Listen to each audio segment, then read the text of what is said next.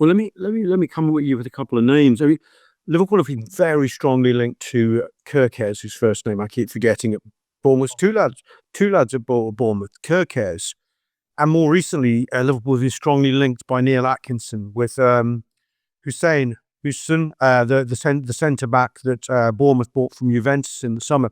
Fabrizio Romano has exclusively revealed this week that he understands that Dean Hussein, as I'm pronouncing it, has a release clause into his contract valid from this summer. Fabrizio believes that Chelsea really appreciate the player and he's high on buyers list.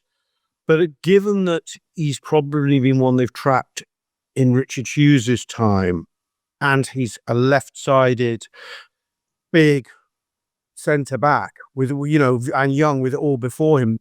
Him and alongside the young and exciting Kirkes, these seem perfect fits for Liverpool. Neil, sorry, I'm going mad with my ears here. Neil, but Liverpool, I suppose, would say to us, if we're right in thinking these are two targets, Liverpool saying, yeah, they're just not available now. So you can want them all you like this winter. We want them, and we'll get them for you in the summer. So, we've got to suck it up. What do you want us to do? Buy second choices? Yeah, well, Kirkes directly distanced himself from a move, didn't he? He's come out and said, Kirkes, I'm not going to Liverpool. I mean, people, whether it's hope, wishful thinking, I think that might be now. I think I understand, but that's not happening in the immediate future. I mean, and I understand so. And yes, if there's a release clause for the summer, then that's what we'll be targeting. I mean, he looks like a fantastic prospect. I know why Neil Atkinson loves him. He's 6'5", which is always number one on Neil Atkinson's list of attributes for any footballer. And I have to say, on a very basic level, I agree. If you're offering me a 6'5" centre half, 19 years old, he's played for Juventus, he's played for Roma, he's got so much experience at 19, it's crazy, really. Already playing for Spain under 21s, and since he's come in at Bournemouth, I think they've conceded the least goals in the league. So since he first came into the team and started playing with Zabani, who's another good player, something 10 games ago, they've not lost.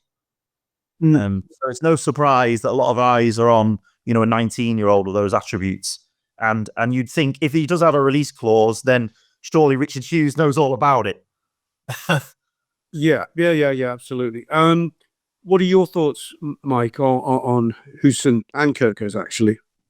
Yeah, I really like Kirkes. I think of the left backs that are available to us potentially, I always felt he would be the one we go for, and I hope he's the one we go for. I think he's got great dynamism, athletic, good technique. And he's 21. It's such a sweet spot where he's got loads of experience now. He's played in the Premier League for a couple of seasons, plays for Hungary and starts regularly, got some tournament experience. If we can get that player in at 21, that player can just explode at Liverpool. And it always feels like a sweet spot. I guess my intrigue here with the Bournemouth links is how willing Richard Hughes and the club will be to do business there. Is there kind of like do we go back there? Is that something we do? We're not the sort of club United when Ten Hag kind of took over. They just literally let him sign all of his mates. He signed all of his mates, Xerxes and all these other Anthony, whoever it was.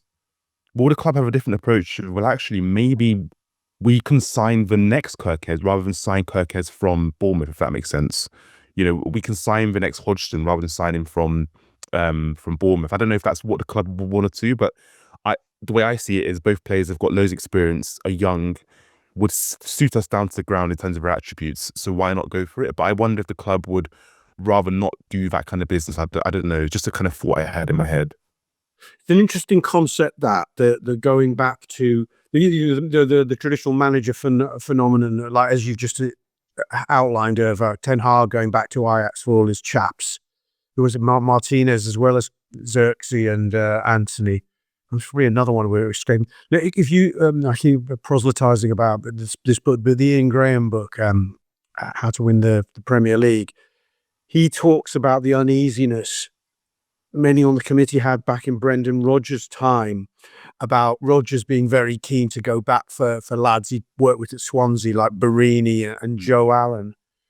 There's a slight difference here, I would say, in as much as these aren't players that Arne Slot has worked with before. They are players that Richard Hughes has scouted before. Yes. You know what I mean? I think there's a difference there. And you could say, well, oh, hang on, Richard, you were scouting at a lower level of player than Liverpool would need to scout her. But then again, the proof of the pudding is in Bournemouth's success this season. So let me just put that back to you.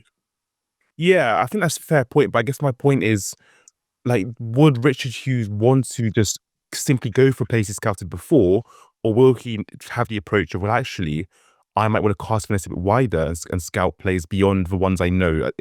I just wonder if the familiar option is the easy option, but often not the best option for the club. I don't know. It makes sense because it's a shortcut, right? So he obviously knows these players really, really well, and for us as fans, we look at them and think these two players fit us really, really well. But I wonder if, Richard Hughes might take a different approach of, well, actually, I would much rather cast the net wider and see what else is out there. Yeah, okay, well, let's move on to another central defender that Liverpool have been linked to, Josh. Jorrel Hato, who plays for Ajax. Now, he's a centre-back, and so I presume a left-sided centre-back and left-back. He's only 18. Now, somebody on the internet spotted Jorrel Hato, I think on the Cop, or certainly at Anfield, watching us against Ipswich. I mean, it was a very difficult photo to identify somebody from, so I was suspicious of this, but then it seemed to come out in Der Telegraph in Holland that Hato was watching Liverpool, apparently as a guest of Ryan Gravenberch. But you never know. I mean, he's meant to be quite the prospect. Jordan Henderson, I think he's his captain, isn't he, Jordan, at Ajax? He says it's crazy how young he is, but obviously how mature he looks when he's on the pitch and also off the pitch. He's a very mature person, works hard, fantastic player, and he has a bright future ahead of him, says Jordan. So do you think there's something in this one? Sounds curious to me, the way it's come from left field. Quite possibly, like he definitely fits the age profile of what I'd be looking for. I think I came out and said similar in the summer, really, about the links to Lenny Yoro, where you don't necessarily need to go for the ready-made centre-half, because obviously we've already got the best centre-half pair in the world in most of our estimations with Konate and Van Dijk, so you don't necessarily need to go and sign the lad who's going to be trying to edge ahead of them two, because if you try to edge ahead of them two, then absolutely all the best. But someone who does have that really high ceiling, who's ready to come in and play first team games, which I think we all thought Jorrel Kwanzaa wasn't in the summer, and still most of us, I would say, believe that he can go on to be, but obviously that's taken a bit of a knock in terms of his confidence this season. So maybe just sign another lad who's in that similar sort of age bracket to Kwanzaa, who has that high ceiling.